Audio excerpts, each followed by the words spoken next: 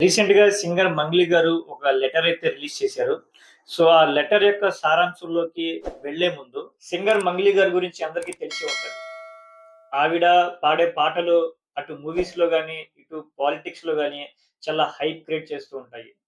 ఆవిడ పాలిటిక్స్‌లో 2019లో వైఎస్ఆర్‌సీపీకి చాలా పాటలు పాడారు. అందులో ఒకటి 'రాయలసీమ ముద్దుబిడ్డ మన జగనన్న' అనే పాట చాలా పాపులర్ అయింది. చాలా హైప్ కూడా క్రియేట్ చేసింది తెలుగు రాష్ట్రాల్లో. ఆవిడ 2019లో ఒక వైఎస్ఆర్‌సీపీయే కాదు, బీఆర్ఎస్‌కి పాటలు పాడారు. బీజేపీకి గూడా ఆవిడ పాటలు పాడడం జరిగింది. అయితే 2019లో ఆవిడ వైఎస్ఆర్‌సీపీకి చెందిన 2 నియోజకవర్గాల్లో వాళ్ళకి సన్నిహితులు అయి ఉండడం వల్ల సింగర్ 'మంగ్లీ' గారు అక్కడ క్యాంపెయిన్‌లో పాల్గొనడం జరిగింది. సో, ఇదంతా 2019లో జరిగిన విషయం. అయితే ఇప్పుడు మొన్న రీసెంట్‌గా సింగర్ 'మంగ్లీ' గారు శ్రీకాకుళం జిల్లాలో రథసప్తమి టైంలో ఒక ఈవెంట్‌లోకి ఆవిడ వెళ్లారు. సో, ఆ ఈవెంట్ కంప్లీట్ అయిన తర్వాత ఆహ్, క్యా కేంద్ర మినిస్టర్ రామ్మోహన్ నాయుడు గారితో సింగర్ 'మంగ్లీ' గారు టెంపుల్ దర్శనంలో వెళ్లారు. సో, అక్కడ వీఐపీ దర్శనం సింగర్ 'మంగ్లీ' గారికి చేపిచ్చారు అని రామ్మోహన్ నాయుడు గారితో సింగర్ 'మంగ్లీ' గారి ఫోటోస్ సోషల్ మీడియాలో వైరల్ అవ్వడం వల్ల సో, అప్పుడు సింగర్ 'మంగ్లీ' గారు 2019లో వైఎస్ఆర్‌సీపీకి సపోర్ట్ చేశారనే చిన్న కాన్సెప్ట్‌తో ఇప్పుడు టీడీపీ వోళ్ళు ఏం చేస్తున్నారంటే సింగర్ 'మంగ్లీ' గారిని ట్రోల్ చేయడం మొదలెట్టారు.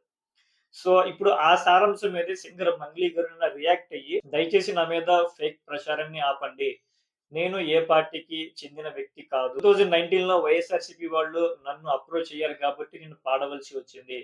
2019లో సీబీఎన్ గారు అప్రోచ్ అయితే, టీడీపీ వోళ్ళు అప్రోచ్ అయితే నేను పాడను" అని సోషల్ మీడియాలో ట్రోల్ చేస్తున్నారు. అది ముమ్మాటికి అవాస్తవము. నేను ప్రమాణం చేసి చెప్తున్నాను. ఆ టైంలో టీడీపీ వోళ్ళు నన్ను అప్రోచ్ అవ్వలేదు. అప్రోచ్ అయ్యి ఉంటే నేను కంపల్సరీ టీడీపీకి గూడా పాడేదాన్ని అని చెప్పి సింగర్ 'మంగ్లీ' గారు చెప్పుకుంటూ వచ్చి, నాకు అవకాశాలు తగ్గిపోయాయి. దానికి కారణం ఏంటో ఆవిడ కూడా క్లియర్‌గా స్పష్టంగా చెప్పుకొచ్చారు. నేను పాలిటిక్స్‌కి, రాజకీయ పార్టీలకి పాటలు పాడుతున్నాననే భావంతో 2024లో నేను ఏ పార్టీకి పాడలేదు. చాలా సింపుల్‌గా నవ్వుతూ తిరస్కరించాను ఎవరడిగినా సరే. ఎందుకంటే నా పాట ప్రతి ఇంటా ఉండాలి. నేను ఫలానా పార్టీకే పాడతాను, వేరే పార్టీకి పాడను అనే స్టాంప్ అయితే నా మీద వెయ్యొద్దు. నేను అందరి మనిషిని. నా పాట ప్రతి ఇంటా ఉండాలి.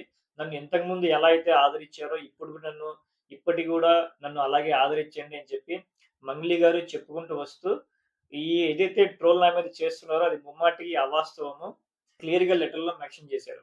సో, ఇక్కడ చెప్పేదేంటంటే ఎవరైనా టాలెంట్ ఉన్న వాళ్ళు గాని, సింగర్స్ గాని ఒక పొలిటికల్ పార్టీకి పాట పాడితే, ఇంకా ఆ పాడిన వ్యక్తులు ఆ పార్టీకి చెందిన వాళ్ళేనా? ఎలా అనుకుంటారు అలాగా? పోనీ పాటలు సింగర్స్‌తో పాడకపోతే మీరు పాడుకోండి పాటలు. మీరు పాడితే ఎవరైనా వింటారా? ఎవరు వినరు. మరి అటువంటప్పుడు పాడాల్సింది సింగర్సే. మరి సింగర్స్ పాడుతున్నప్పుడు వాళ్ళు ఆ పార్టీ వాళ్ళు, ఈ పార్టీ వాళ్ళని స్టాంప్ ఎయకూడదది. ఎందుకంటే మన దగ్గర టాలెంట్ లేదు కాబట్టి వాళ్ళకున్న టాలెంట్‌తో మనం పాడించుకుంటున్నారు. సో, అది కాన్సెప్ట్ అది. సో, వాళ్ళు పాడినప్పుడు వాళ్ళకి రాజకీయ స్టాంప్ ఎలా ఏస్తారు? సో, అది కరెక్ట్ గాదది. ఇప్పటికైనా అటువంటి వైఖరి మానండి. టాలెంట్ టాలెంట్ లాగే చూడండి. సింగర్ 'మంగ్లీ' గారు చాలా టాలెంటెడ్. ఆవిడకి గాడ్ గిఫ్టెడ్ టోన్ ఉంది. సో, ఆవిడ పాడిన పాటలు అన్నీ గూడా చాలా హిట్ అవుతాయి. సో, ఆవిడకి ఫ్యూచర్‌లో మంచి మంచి పాటలు రావాలని కోరుకుంటూ, ఆవిడ ఇంకా సక్సెస్‌ని పొందాలని చెప్పి కోరుకుంటూ, ఆవిడని విష్ చేస్తున్నాను. Thank you.